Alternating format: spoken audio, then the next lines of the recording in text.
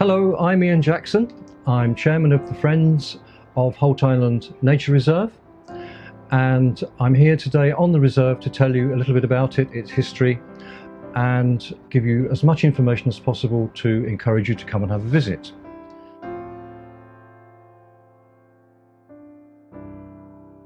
So Holt Island is in St Ives, Cambridgeshire. It's about 9 acres. It's a habitat called wet woodland, and it's easy to find. It's behind the All Saints Parish Church, accessed by a white wooden pedestrian footbridge.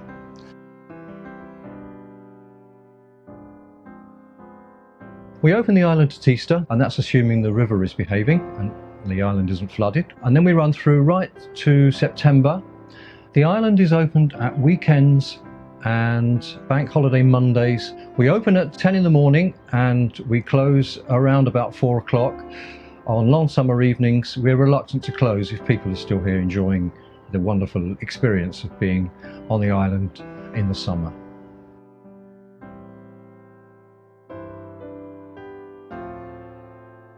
We call it Holt Island. Its original name was Ingle Holt. It was originally owned by a man called George Wright Ingle, and so it became known as Ingle Island.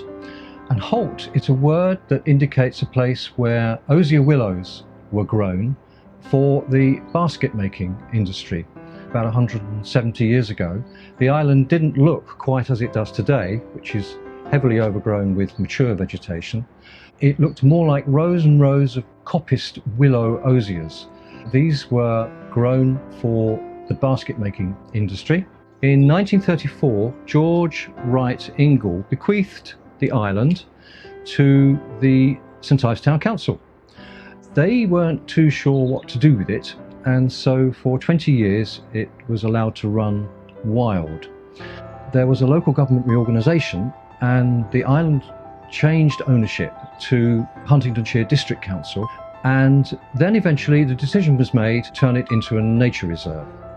And the first thing that needed to be done was for access to be improved for the public. It's a wet woodland habitat, it floods regularly, and so it wouldn't be safe to open such a place if there wasn't a facility for safe walking around. So the boardwalk was designed and then built. The volunteers at that time used to create it were prisoners from Little Hay Prison. Well, that particular first version of the boardwalk served only 13 to 14 years. And that brings us up to 2007, when the state of the boardwalk was in such poor condition, it was decided that the island's future was threatened. It was at this point that the Friends group was formed. The new boardwalk took 2 winters and 2,000 volunteer man hours, and now the boardwalk that you will come and see here on the island is still serving us very well indeed, and is something that we're very proud to have achieved as a joint project with the District Council. The Friends group has contributed many projects to the island.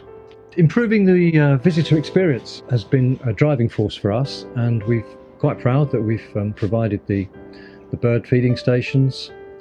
We've got cycle racks here. We've got 27 bird boxes. We now have bat boxes. We have beehives. We enjoy Holt Island honey. We're standing actually on probably the biggest achievement that the Friends group has created, and that's our outdoor classroom called the Holt. This was built really because one of my passions is to attract as many young people onto the island as possible, and we decided we would do this through making the island more attractive for education purposes. So with the classroom here, fitted out with bench seats, a library of natural history books, and somewhere to shelter if it rains, it's a perfect place for a teacher to bring a class.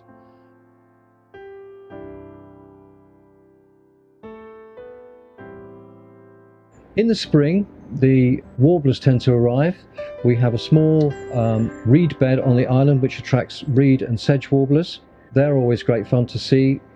We have chiffchaff, we have willow warbler, we have garden warbler, we have blackcaps. On the river, the first arrivals tend to be sand martins, followed by house martins, and swallows, and then finally swifts. In addition to those, over the river we have the water birds. We have great crested grebes and heron all year round, kingfishers, cormorants.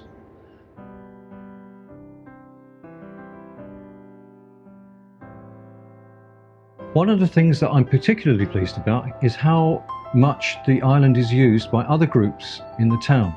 We have a wide variety of interests that make a wonderful use of the asset that we have here, in addition to the school classes, which incidentally come with the education pack that we created to facilitate teachers actually choosing projects to conduct on the island with the children.